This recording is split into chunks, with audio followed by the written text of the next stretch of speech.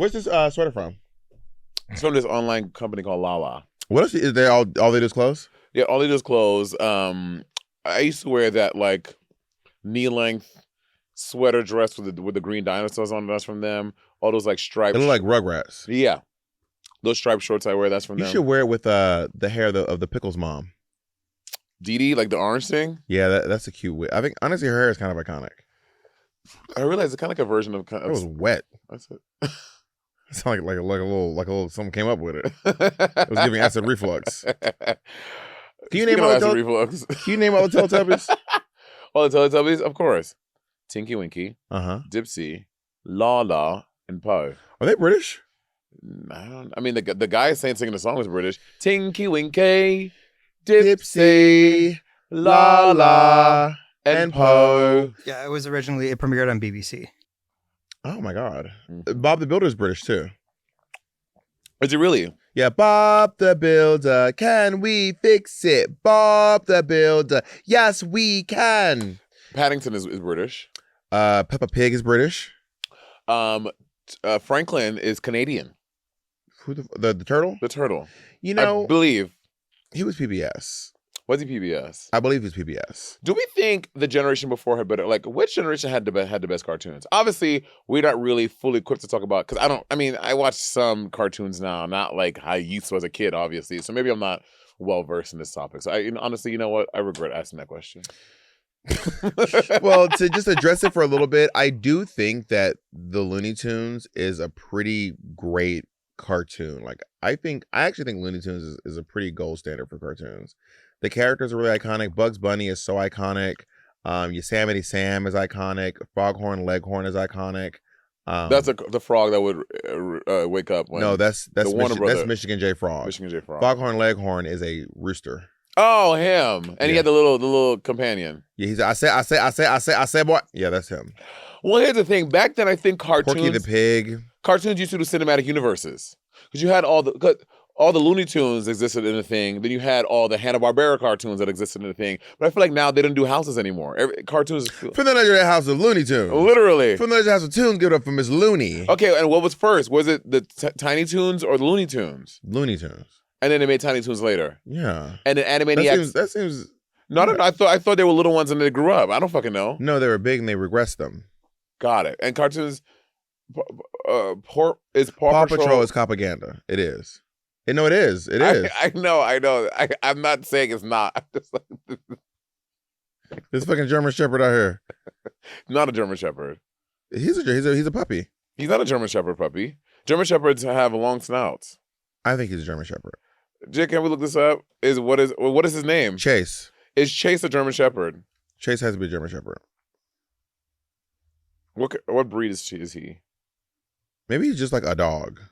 No, I'm sure. Listen, when people do these shows, they have a whole backstories about these. He's a German Shepherd, yeah. Really? Do you watch Paw Patrol? He looks like a German Shepherd, and all German Shepherds are cops.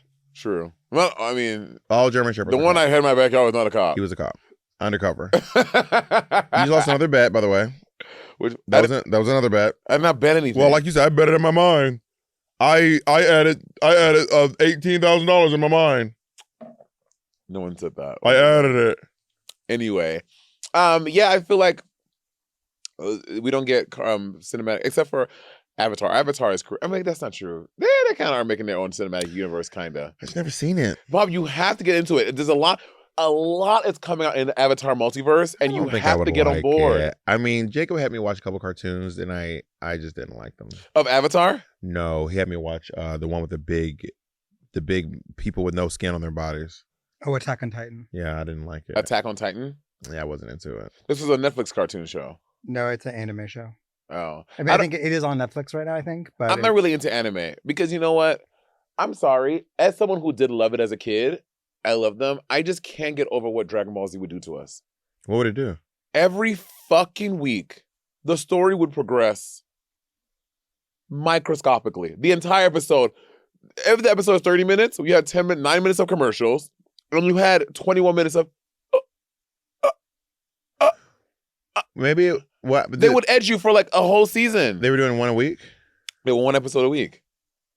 Or maybe every day after school. I don't know. I mean, every day. How much can you progress the story every day? I mean, I will say it is a really large medium of storytelling. So like that is one specific facet of it. But there are so many different shows of different types and I genres. thought you were watching for the fight scene and for the powers. It's its own thing. I did, but as a kid, like I wanted more fights and powers. Half of it was Goku. Like for example, the whole Frieza saga, and y'all correct me if I'm wrong. The whole Frieza saga, a majority of it was fucking Goku in the ship getting to the thing, and he's in the hyperbaric time chamber trying to like. I'm like, bitch, get to the planet already and fight Frieza. Don't want to get there to Frieza. Frieza's too powerful. And then half of it is him trying to. It's just, I just felt like so Goku's like insanely powerful, right? No, he's not insanely powerful. I Super mean, he is Saiyan. he is a Super Saiyan. That was they kept on like amping it up. So season 1, he's like, I'm gonna go Super Saiyan, and everyone's like, oh, he's going Super Saiyan. And then season 2, he's like, I'm gonna go Super Saiyan Because he's not strong enough, so he gets Super Saiyan. And then after that, when he's fighting Majin Buu, and they're like, then to get off the Super Saiyan for not super off of it, but then like the next way to power up is to do what's the thing, Jacob? When they would two of them would use the airings and fusion. Yeah. So oh my god! So in the Dragon Ball Z world, you and I would fuse together, and we would make Monét. Oh, they become one person. They become one person, and they fight as one What would unit. we look like if we I fused don't together? know. Hey, which is weird. Would we be between our heights, I think or would we grow giant? bigger. Bigger. I think we would fuse to a solid 6 So foot. we're 6 feet tall. 6 feet tall. Okay. What are our talents? Do we sing? We sing. Okay. And we do comedy. We have all of our talents. Yes, and we Oh. and we have 2 equal sized feet. No exploding one. And our knees are. Our knees are titanium. How is our temperament? Are we friendly? Well, you have the mean bitch over here. You're not that mean. No, you. Oh, excuse me. And I would get the ends. I think we're. So how would our meet and greets go then? Because we both have meet and greet heat. Meet and greet heat? Heat and greet, honey. How? When we did a whole episode about your biggest fan. And then everyone was roasting you at DragCon UK. And I've had some heat too from the cruise. So our meet and greets are rough. I would say the overwhelming majority of people who have done meet and greets with me, they've been exceptionally pleasant. Same. That doesn't negate the person's experience with me. But that's a one experience in like 1,000. That's one. There's also all the comments from you keep acting like you don't remember. There's also a boat of 800 people that said that you were just the meanest bitch walking around. Yeah. People couldn't get food because they were afraid to walk past you. Yeah. So I'm not negating those things. I've never said I was particularly pleasant. That's the thing. I've never done the Ellen DeGeneres. I have never. And the people who are my fans are like, I don't know what these people expected from Bob the Drag Queen. People always go, they must not listen to the podcast. These people, there's no way these people listen to the podcast. Well, I want people. So they always do these fusions of like, this is one of me and oh my god, the one of me and Eureka. Monica. Monica's crazy. Great. The one of you and Thorgy. Yeah, Borgie. So can someone please do one of me and Bob, fuse us together, make Monét, and I'm very curious what Monét looks like, or Bonnet. Jacob could do it. Jacob is a great there we go. Photoshopper. So let's get a picture of Bonnet. Jacob, can we do it before the podcast is over or no? Probably that's too much. Yeah, give me 1 second. I have one. Oh, Coretta Scott King. Is this Kone Exchange? They didn't want to be in Corey King? I don't know. No, I was going to say the fusion between the two of you is just Corey King. Honestly. Honestly. Corey King is so pretty. Yeah, I agree. I was on Instagram today. I was like, wow, Corey is really and her makeup was beautiful, I think, in her promo and everything. Yeah. But you know, the girls tried to clown Corey King for using blue eyeshadow. And so Meatball's on my YouTube and she did my makeup. You know Meatball only uses blue eyeshadow? And now that you mention it, yeah. She only uses blue eyeshadow. And she started painting me light skin. And she's like, I thought we're the same color. I was like, Meatball, you and I are not the same color. No. What about us do you think that we were the same? But that does go to support my theory that you and me are not that similar in color. When you always try to proposition that you and I are like a few shades off. But the fact that Meatball thought y'all were similar, Meatball would never think we were the same color. How's your foot surgery going lately, by the way? How is it going? Yeah, your foot surgery. I'm at the year mark. And I can finally fit in closed-toe shoes. Well, the other day you and I were wearing some heels, and you had a closed-toe shoe, and you danced. I know. And it was great. Did I look in pain? Did I look anything? No, you look really comfortable. It was great. Have you done a reveal to the world yet? I mean, not since the year. Should I? Prop it up here, baby. Right now? Show them, No, baby. I need a pedicure. Just let them see it. No, we'll do it next time. Okay, just show me and I won't show them. No. Can I just listen? Let me look and then I will describe it. No, we'll cover it. No, I want you to see it with a pedicure too. We'll cover it. No. Okay. I have not had a pedicure in like 2 weeks. Now that my feet are God tier, I feel the need to only present it to the world when they look their best. You think they're God tier? God tier. Who else has God tier feet? God tier feet of people we know? Yeah. Plastique has really nice toes.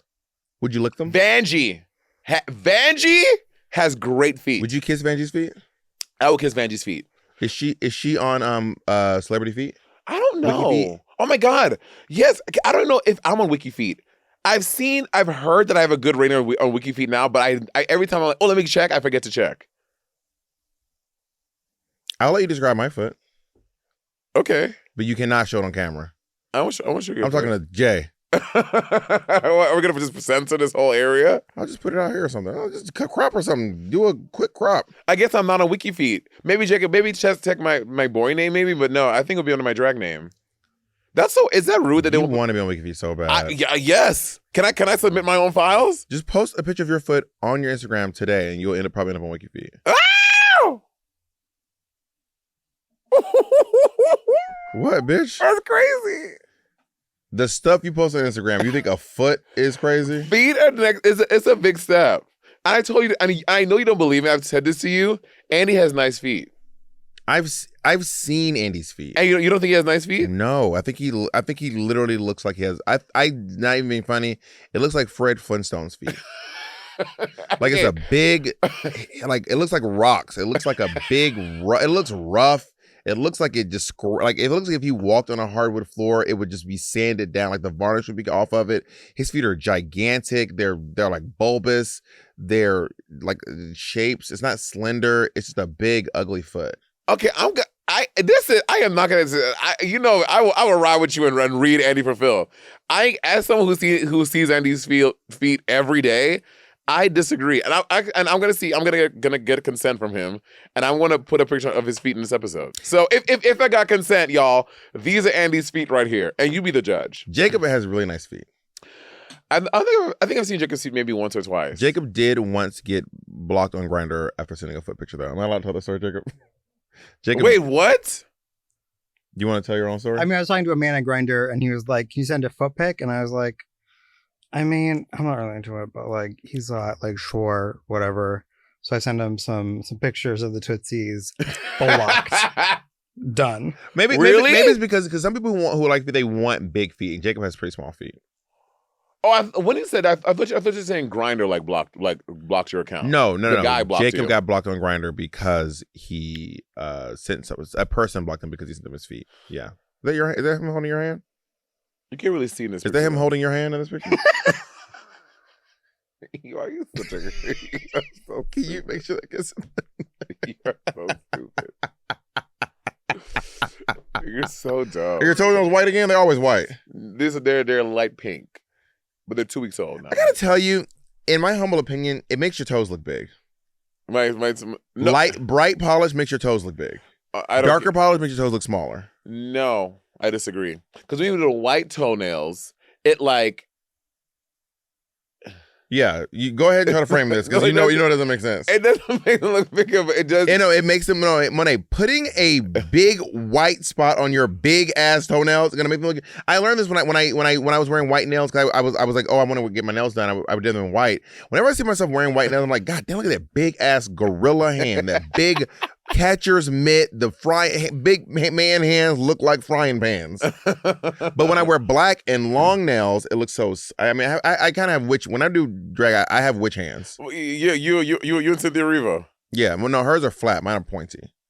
She changes up sometimes. But she often does a flat. She often does like a long I never coffin. wear a flat. I always wear a sharp, long stiletto. Yeah, you're dangerous in drag. And then Bob had a nerve. He do that. Then Bob is wearing a fucking spiky hoodie with spiky pants. I'm like, hey girl. I'm like, bitch, I'm not touching you. You're dangerous. If you're in a car accident with the people in the car that you drive at the event to, you would probably kill someone. I don't wear spikes that often. You wear that spiky hoodie outfit, Bob. I several times I cannot touch you because you have that outfit on. Are you telling me you don't wear? They fold down. Everyone in here has seen Jacob. You've hugged Bob in the spiky ass outfit. Is he not a danger? They're pointy. I mean, it is a very spiky outfit. They're sharp, girl. But they point down. They fold when you. They don't. They're not like the money. They're on fabrics. They just kind of go like no, this. some of them, like the ones on your shoulders. Jacob is not hugging you up here. Jacob is hugging you down here. I'm hugging your pointiest part of you. You don't hug my shoulders. When I hug you, I'm like, hey, girl. No, I go high. You go low. Let's do it. Find a picture of us hugging. No, I always go high. You always go low. Every time we hug. Or see, you don't even notice. You don't even hug me that often. You don't even know. When I hug people, and Andy's like this, I go under and I do like this. I'm like, hey. But you do that with me though. I do that with you. No, I think you're in the little sister role with me. So you go low and I go high and I hug you up top. Or I will just lift you off the ground and swing you around. Without my consent. Yeah. I'll do it again. And I will. There's no more of that. Brett Green. Well, first of all, Brett already sent me the last cease and desist, and he immediately said, "I am so sorry. That was not true. You're right." So one of them already failed. Whatever. Now what? How do you think you are with taking criticism? It depends. Like what? Like on a judging show with friend, with partners, with work. Like what? It varies. In a work scenario. Let's say it's Slumber Party, episode 1, and the director does not think that what you're doing is gonna read well on camera. Oh my God, I love that on set. Because I would rather you give me the notes. I love a note. I love a note on camera because at the end of the day, I want the show to get a second season. I want people to think I'm easy to work with, and within reason, right? I don't want people to think I'm a pushover. Whatever they tell me to do, I'll just go with. But episode 1, they're like. I love a punch up for a joke. I love stuff like that. So yes. But what if they're right, but they're not saying it in a nice way? Like it depends. If you're trying to if we're on set, we're all sitting on the thing, cameras up, everyone's there. And cut. All right, Monét, that was ass. That's inappropriate. Excuse me? That's inappropriate. Oh, I'm sorry. I feel like we had a fun vibe here, and everyone's like always laughing. So I thought I would give it away. That was like, that's ass. Like your performance today. Okay, heard. Patty, Kane. Yeah, let me just talk to everyone over there. So, hey, girl, it's me, Patty. Hey, girl. So, how Bob just approached that conversation to me was a little rude. Yeah, it was crazy. And doing it in front of everyone and stuff like that really makes me uncomfortable. Like, yeah, it's me, Kane. It was weird. It was very weird. It was inappropriate. It did not feel good. So, maybe we take 5. I'll go to the trailer and let's just recalibrate. Yeah, girl. That's how I would handle that. I would not make a scene on set, but who the fuck is that's crazy. But I would try to definitely Patty and the director or the EP or someone who else is in charge and talk about it there. So how are you going to address it? How are you going to get that note back to the director? So I think so that is a note that's for the EP and the showrunner to handle, right? I don't want to make friction. So I'll maybe I think I would assume their process is talking to the director and then we talk before we go back to set. Or talk to the director, they fix it, and we do notes at the end of the day, maybe. But yeah, I would assume I think that's how the process will work. What about you? You're on to doing the thing. All right. And cut. Bob. No jokes. You think that shit was funny? It was not funny. It was not clever. And we need to do some think of some new jokes. We're gonna take 5. Think of some new jokes, and let's do some new material. Okay? Let's in fact, we're gonna take 5. Let's you and me talk for 5. You and me? Yeah. Well, I want to go smoke a cigarette. I can stand near you while you smoke cigarettes. No big deal. Okay. Great. All right. So we're outside smoking. You're smoking. Hey.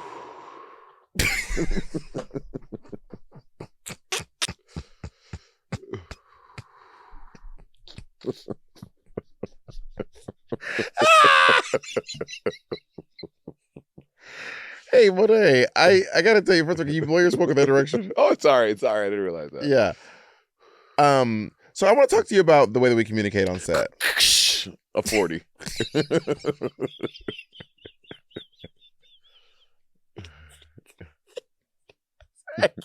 I'm really better at improv than this.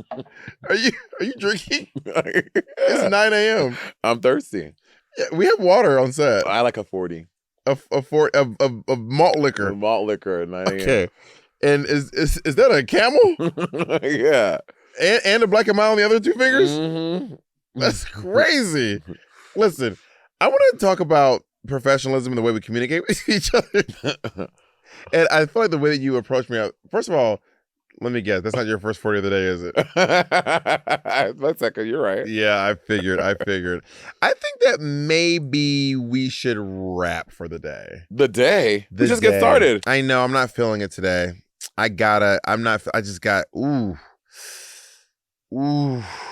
I think I'm gonna have really explosive diarrhea and appendicitis. Oh, maybe also. And my stomach, yeah, and probably some appendicitis. I'm gonna go talk to the executive producer real quick. Okay, and well, listen, if we just as you go. If you need to cancel, I gotta go. We have Monét exchange on standby. I have to go. I can't finish talking. I have to go right now. Okay. Executive director. I'm executive producer. Hey, Bob, what's going on? Monét, first of all, was really rude on set. Like, I mean, it was actually Monét. Yes. Come on, Bob. And then we had a side conversation. She started smoking a cigarette, blew the smoke into my face. No. And I'm not gonna lie, at first I laughed. I thought she was doing a bit. It was so crazy. Then she cracked open a 40 of malt liquor. Well, that's her medicine for the surgery. What doctor prescribed? Dr. Zismore. Dr. Zismore prescribed malt liquor. Yeah, it's unconventional. It's this new holistic thing. It is she's unconventional. Doing. Yeah, it was her second one of the day. So by the time we would have shot the next scene, she would have already had 80 ounces of malt liquor. She's smoking Black and Milds and a cigarette, which you can smoke, but blowing them to people's faces. I don't think I can work with her as a director. She's not this one. When we do the podcast, she doesn't act this way. I don't know what's going on. Okay, I don't even know she smoked. So I think that either we need to get a new director or I got to do something else. Noted. That's how I would handle it. Got it. Because if the let's take a break.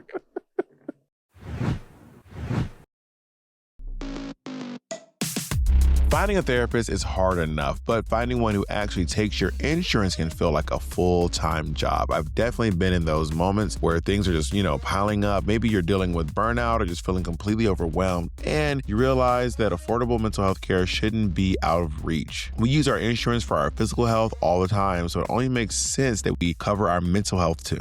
That is why we're so glad to be partnering with Rula. Rula is a healthcare company that is doing things differently. Instead of sticking you with a massive out-of-pocket bill or a pricey monthly subscription, they partner with over 100 insurance plans. This means the average copay is just $15 per session. And depending on your benefits, it could even be as low as $0. What Monét Exchange, truly love about Rula is that they don't just match you with the first random person available. No, baby. They actually look at your goals and your background to give you a curated list of licensed in-network therapists who are actually fit for what you need. They have a network of over 15,000 providers, so you can find someone who specializes in you. There are no long wait lists or frustrating back and forth. You can find someone who is actually accepting new patients and even book an appointment for as soon as tomorrow. Rula stays with you throughout the journey too, checking in to make sure you're making real progress. Thousands of people are already using Rula to get affordable, high-quality therapy that's actually covered by insurance. Visit rula.com/rivalry to get started. After you sign up, you'll be asked how you heard about them. Please support our show and let them know we sent you. That's RULA.com/rivalry. You deserve mental health care that works with you, not against your budget. Support for this podcast is brought to you by Walden University. Ever catch yourself thinking, what if I could go after what I actually want and really make a difference? You're not alone. And that's exactly why I want to tell you about Walden University. For over 50 years, Walden has helped working adults like you get the W with the knowledge and skills to build the future you want and make a difference where it matters most. If you've been waiting for the right moment, this is it. Head to waldenu.edu and take that first step. Walden University, set a course for change. Certified to operate by Chev. Want to make real change in your life, career, and community? At Walden University, we give you the support and flexibility to get the W with online programs designed for working professionals. You'll gain hands-on skills to take on real-world challenges and succeed. Your future is waiting, and Walden is here to help you achieve it. Take the first step. Visit waldenu.edu. Walden University. Set a course for change. Certified to operate by Chev. If you're looking for a way to stream all your favorite shows without the usual bloated price tag, Philo is it.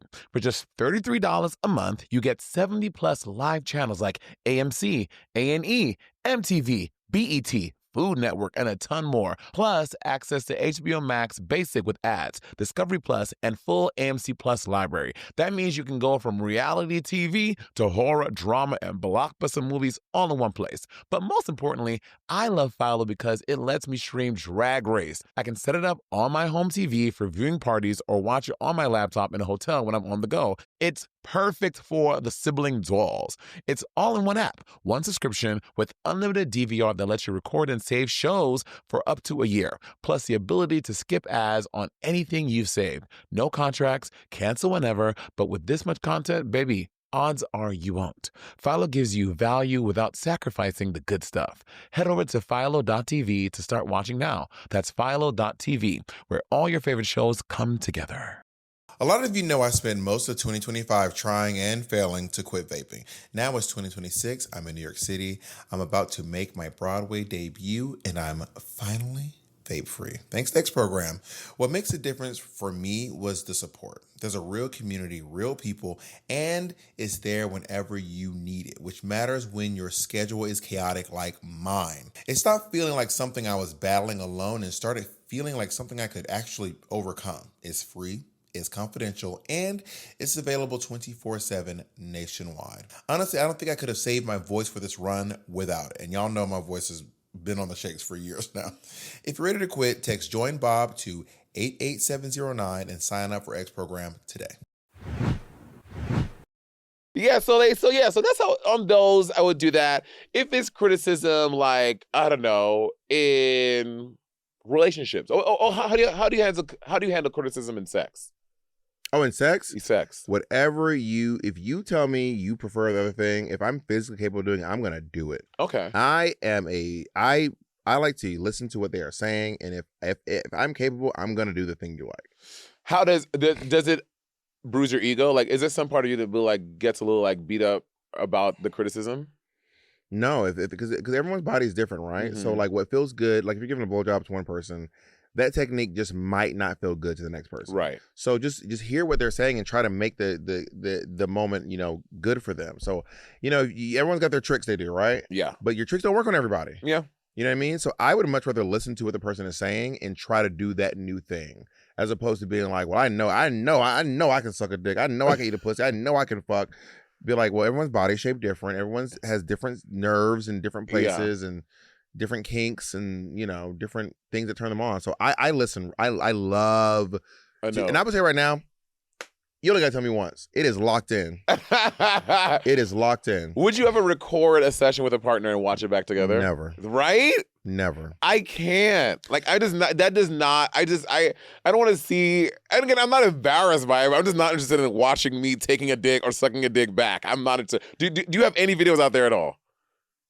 Yes. Ah! I would never. Like on my phone though. On your phone, not on the other person's phone. No, I don't have. There are no videos that are not in my possession. Got it. Even on my phone, I wouldn't even want it on my phone. Cause like, bitch, no shade to that lady, but when the Jennifer Lawrence got out there and the others, I'm like, pictures, yeah. I would just nervous to have it out there in the ether. Have you seen that guy who says he used to work for the CIA and he's answering these questions and stuff about the headphones? He was on like some, I can't remember what he was on, but they were like, basically, can the CIA listen to you watch you through your computer screens and your phone screens? Mm-hmm. And he's like, yes, they can watch you through your phone screens, and they do. They watch people through their phone screen. They listen to them. They can also break into your television and turn the speaker into a microphone and record you even when the TV's off. But he might never work for the CIA. He might be lying. But also, can I tell you, I'm like, okay, like I'm not out here hatching any plans or doing anything that I'm afraid the government would hear me say. Like, there's nothing I'm doing at home, on my phone, on podcasts with these cameras. I'm like, oh, I don't want the CIA. I don't care. Listen, what the fuck are you gonna find here? I also don't think they're listening to me. I don't think they're interested in anything I have going on. I'm like, what do we have going on? The CIA is like, we gotta hear what Bob and Monét are talking about. We're gonna nail them this time. I'm like, okay. But then part of me goes, if the CIA can do it, then someone else can do it. This is true. But given what is the other person going to get that? Like, what is this really smart hacker in fucking whatever country? Like, what are they going to get from me? Besides maybe them randomly getting me talking about a credit card number that they might use on something. Like, but how often am I discussing my private, my credit card numbers and stuff like that? Like, you know what I mean? Something about it is a little scary though. I'm not scared by it, to be honest. It's a little scary. What about criticism with friends about like friendship? I feel like can I? I feel like Bob and I, obviously we've had moments where we've mad at each other. I think recently, in like the past 2 months, we had a moment in the podcast that we did not record, that there was a boundary cross and there was criticism of how we can like fix it and like what felt bad about it. And I think we did a very good job of having that conversation and doing that. How did you feel? Yeah, I'm really comfortable with uncomfortable situations. I will say that. I kind of thrive in them, to be honest. It's kind of me doing my best. Like other people being uncomfortable does not faze me. Like I don't know if that's a toxic trait, but I do not care if people are uncomfortable. I will have the chat. I will do the thing. I will just watch someone be fully uncomfortable and be like, it is what it is, my boy. So I'm really comfortable in uncomfortable situations, and I like to address things. I really like to have long, drawn out conversations. I like to try to listen to my friends. I'm trying to think about situations with my friends where we have uncomfortable situations. I mean, I feel like you and I more than anyone, and it's probably because we are such good friends, but we also work together so much. Mm-hmm. One time, me and Mateo had an awkward conversation. About what? Well, we started out joking, and then Mateo said something I thought was misogynistic, and I was like, well, that's a little misogynistic. And then, like, come on, Bob. And then he was basically saying that, and then... No, what's that misogynistic? And then he started crying. Oh, God. And then he admitted that it was misogynistic and that he was wrong for saying it. I feel like after that was years ago. After this podcast, I got into circles. You never told me this. Yeah, he was like that. He was like, you're right. It was what I said was you're right. That was misogynistic, and I don't know why I said it. Yeah.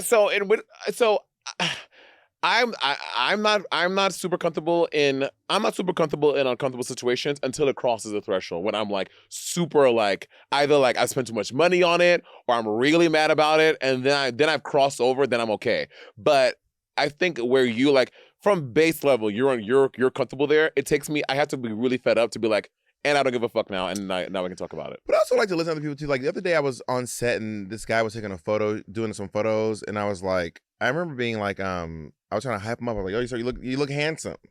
And then I was like, everybody hide your wives. And then this lady was like, that wasn't nice. And I remember thinking to myself, like, I don't know why you think it's not nice, but I want to hear why you think what I said wasn't nice. Like, I don't get it. Do you think I'm insinuating that he's stealing wives? Do you think I'm insinuating that women can't control themselves? I was just trying to be like, you look good and you're straight, and I'm trying to give you a compliment. You're doing a photo. I know I like to get happy when I'm taking my photos. You know what I mean? And then she was like, that wasn't nice. And I remember being like, okay, let's talk about it. Like, what wasn't nice about that? Was this at work? Yeah. What did she say? It wasn't incredibly articulate. We were also fast-paced moving, and she was like, it just wasn't nice. Like, we can be nice. And I was like, okay. But we were moving so fast that we didn't have time to really sit down and talk about it. I never really got what she was saying, to be honest, but I really wanted to have the conversation. What do you think she meant by that? I don't know. Maybe. Okay, so the scene is there's a straight man taking pictures. You're watching this straight man take pictures. I'm watching him take his photos. I'm about to do my photos next. And you're like, I was like, you're looking great. And then after like boosting him up for his looks, for his pose and stuff, I said, everybody hide your wives. Maybe there's something that you don't know. Maybe is this guy a celebrity? Yeah. So maybe he has on his reality TV. Yeah. Maybe he has something where he was a womanizer, or he had some situation like some Tom Sandoval situation. Oh, maybe. And then you're like, okay, that's maybe. Or maybe he was divorced once, or maybe he. So yeah, I don't know, but maybe there's something that we don't know. So years ago, I heard the story secondhand, so I don't know how true it is. I mean, that's not true. I actually don't know, but I'm assuming it's not a lie because I don't know why you would lie about this. But Todrick Hall had Brandy in one of his videos, the Cinderella one, and it was a different where she was like playing like a midwife or something, or some sort of, anyway. Oh, for Forbidden, and she was running a little late. and then one of the I thought it was just such a horrible joke. I won't say it, but I thought. well, someone did, but I don't think they knew. So They said a joke, but they didn't know. well, let me watch my work. What? So Brandy finally shows up, and then someone on set was like, "Damn, what's this? Did you get in a car crash or something?" And then everyone's like, "Oh, that's not." And then he was like, "What?" And he said this in front of Brandy. To Brandy, were you in a car crash or something? One of the people working on Tajik's video. Yeah. And everyone's like, "Oh, that's crazy." And then Brandy was like, "Excuse me?" And he was like, I feel physically uncomfortable, and I'm not even. And I'm not even. I was not there. This was years ago. I feel uncomfortable hearing that story. Yeah. You know, when I retell the story in my head, which I don't think this is what Todrick told me. In my head, I was like, "What, did you get in a car crash and kill somebody?" But I don't think he actually said that. But like, that's the insinuation, basically. And then, okay, so then what was the resolve? Everyone got really awkward. I mean, I don't really remember. I mean, I don't really remember, but like people felt uncomfortable. And then I think someone pulled him aside and told him why Brandy was reacting the way she was reacting. That's so awkward. So incredibly uncomfortable. The other day, not the other day, like 2 months ago or so, me and Rob were in here with someone. And then somehow moms came up. Mm-hmm. Actually, it was over a year. It was maybe like 8 months ago. And I had just gotten off tour, and we were like packing up the costumes, and then the person who was with us was like, blah blah blah blah. Well, I wish I had a mom. My mom's dead.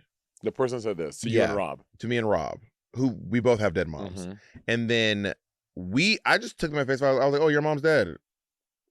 Like, I remember thinking, like, why would you joke about that? But you make jokes about your mom being passed away. I remember thinking, why would you lie about that? Like, why would you joke if that wasn't the case? Oh, got it. And then they were like, "Oh, I just realized, I just thought it through. My mom's not dead. I don't know why I said that. I feel bad about it. I apologize. My mother's very much alive, very much living, and I am sorry. I'm just gonna reel it back." And I was like, we can just keep working." Okay, so I have a question about that, just to play devil's advocate. So yes, this person's mom is not dead. Is it offensive to you for someone to make a "my mom is dead" joke? You feel sensitive about it because obviously your mom has passed away. I think because my mom had passed away so recently. Like it had been less than 6 months since my mom passed away, and in that moment I began like relating, being like, "Oh my God, my mom's dead too." Oh, got it. Like, okay. "Hey sister, welcome to the club," kind of vibes. Okay. And they were like, no, my mom's not dead. My mom's not dead. My mom's alive. Got it. Very much living. That makes sense. Okay. So, but right now, is someone like this? If I made a dead mom joke, would you feel offended by that? Knowing that my mom is alive? About your mom being dead? Mm-hmm. No, not really. Okay. No. But if I didn't know if I didn't know that your mom was alive, I would probably be like, "Oh, my mom's dead too," and then I would probably make a dead mom joke. And then if I found out down the line that your mother was living, I'd be like, "Why would you do that?" I'd be like, "What was the point of that?" But because I know your mom's alive, I would just assume you're just telling some silly joke. Yeah. But I think down the line I probably wouldn't bring that up. I'd probably be like, actually, I don't even know.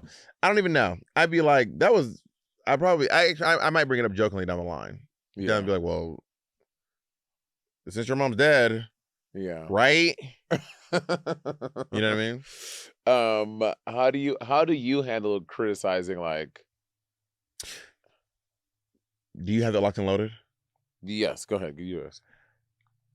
I want to tell you guys how you can avoid giving negative criticism after your friend does a bad show. Okay. Because it's tough, y'all. It is tough. It's tough. Your friends worked on this. Your loved one has worked on this, and I don't think it's okay to lie and say it was good if it wasn't. What I think you should do is find a truth you can tell that is indeed a compliment, right? Okay. So you can be like, "I had so much fun." But did you have fun though? If I had fun, yeah. First of all, I love bad drag shows. People who know me know I love bad drag almost as much as I love good drag. In fact, I would rather watch either a really bad drag show or a really good drag show. If I can watch a really bad drag show versus over like a decent drag show, I want to watch the bad one because it is fun for me. What about it's fun? Seeing the chaos? It's just funny. It's funny. I'm sorry. It's funny to watch bad drag. It's funny. It is funny. So I would be like, I had so much fun tonight. I had a lot of fun. But isn't that lying by omission? Because this person asking you about this thing, they want to. That's not what lying by omission is, in my opinion. I think that lying by omission is like if you come out, if I took your shirt and you go, who took my shirt, and I just don't say anything. That's lying by omission. No, I think, okay, maybe lying by deception, right? Because if I ask you, so how was the show? As like, let's say you're my best friend. This is 10 I had so much fun. But I'm asking you, okay, what did you think about my number? Okay, you ready? It's right. Well, oh my God. Hey, girl. Hey. Just wiping. I'm still sweaty. Work. What'd you think? I had so much fun. Really? I had a blast. Truly. What'd you think about my costumes? The costumes? They looked like they were really well made. They were really well made. Really? The sleeves were falling apart, and there's a little. I assumed that was the intention. Okay. And was that not the intention? No. Oh, could have fooled me. What'd you think about my number? Which one? The second one. That was actually my favorite out of all your numbers. Really? That was my favorite one out of all your numbers. Yeah. And the singing? Which song are you talking about specifically? In the second number. The one that was a little bitchy. But that was my favorite out of all the songs you sang. That was literally my favorite one out of the whole show. Do you think it sounded good, right? I think you sounded pretty good. I mean, it's probably the best I've ever heard you, actually. That is the best I've ever heard you. Better than when you heard me at the Met when I was singing that really great aria? That was literally the best I've ever heard you. Outside of the Met when I got those raving reviews from the New York Times. Yeah, you were ass at the Met. Really? I'm playing. I'll play it, girl. But no, that was my favorite on the show. And I just had a fucking blast. Would you recommend more people to come see me do this number? 100%. Should I put this number in my Drag Race audition tape? 100%. Okay, thank you. See, I love you. You're always so honest. You tell me the real tea. And I love you, Boots LaFerris. That was just for the New Yorkers. But see, I told all truths there. There were no lies. That was my favorite number you did in the show. I did have fun. I thought the outfits were intentional. There are no lies in there. And that way you don't have to, okay, so you just watched me do a show. It was really bad. You ready? Here we go. Ooh. Hey, girl. That was not my best show. Why? Why you say that? I was pitchy. I was behind on the dance moves, and it's honestly not a good show. But listen, here's the thing. What do you think? What I think is that I've seen you do a lot of shows in a lot of shows. Yeah. And like I think it wasn't like your greatest moment, but you put a lot of time, patience, energy into the show. And I think watching you out there, you look like you were having a good time. So if you weren't having a good time, you fooled me. Because you look like you were having a great time. But did you have a good time watching it? Yeah, you know what? I think that a lot of the show, but I was only focused on you. I was like waiting for you to come out. And you only like the last 5 minutes of the whole show. That's crazy. Yeah, and imagine it. You only got 5 minutes and you blow the whole thing. You did not blow the whole thing. Did I save the show? You didn't save the show, but I mean, girl, you had an icon. You had Kenya Pleaser. She was like. Is it a good show though? Overall, the show is great. But how was I in the show overall? Overall, I think it is probably my second best time I've seen you. The second best time you seen me? Yeah. What was the first best time you saw me? Girl, when you won RuPaul's Drag Race, with that finale, that show off number, that was like, I think, in my opinion, my favorite ball performance ever. Ever. All right. Well, I gotta go. They made me rehearse more after the show. They said I was so bad. Did they Nazi Mr. Nazi? Nazi. Wait, were those truths? Yeah, those are truths. Remember, it was a bad performance. See, you didn't tell truths. Listen, that's why I make my comments so sweet. That was my favorite number you did in the show. I didn't think it was the favorite number you did. That was my favorite number you did in this show. But it was your favorite number in the show. Say again? It wasn't your favorite number in this show. I said that was my favorite number you did in this show. Oh, you did. Did you see how? You got to make it so specific. See, I don't want, because as my best friend, I want you to tell me the real rip. Oh, this is my best friend? Yes. Oh, let's run this back. Let's run this. This is you.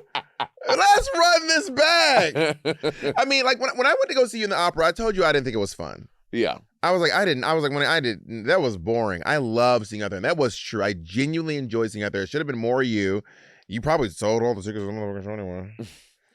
You know what I mean? It's opera. It is what it is. But yeah, when it's my close friends, I'm gonna if you like name a person, I'll tell you if I would give them the real treatment or the compliment, like the true compliment. It's like the real one or the true compliment. Yeah. Okay. Nick Smith, The real one, Mateo Lane, the true compliment.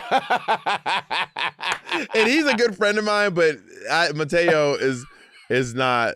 He's not. I don't think it would end well for either of us. Well, okay, but first of all, Mateo comes on stage self-deprecating. She's like, nah. Well, I mean, I've never seen Mateo not crush. Yeah. I have never seen Mateo not crush. Yeah. Naomi Smalls, I would do the real compliment, the real thing. Yeah. Kim Chi. I would probably do the true compliments. Mm-hmm. Yeah. And I think Kim would too, by the way. Yeah. Yeah. Jacob Ritz. I would give Jacob the true thing. We talk about Jacob's shows all the time. Like when I go to see his chorus shows, The chorus show. I'd be like, "This is what I thought." But also, Jacob is my favorite person in the chorus. He's honestly great to watch. He's eating up, and he's also the dance captain for the baritones. How was Selena? Oh wait, you're the dance captain, Jacob? Okay, here's the thing. He has some flowers to prove it.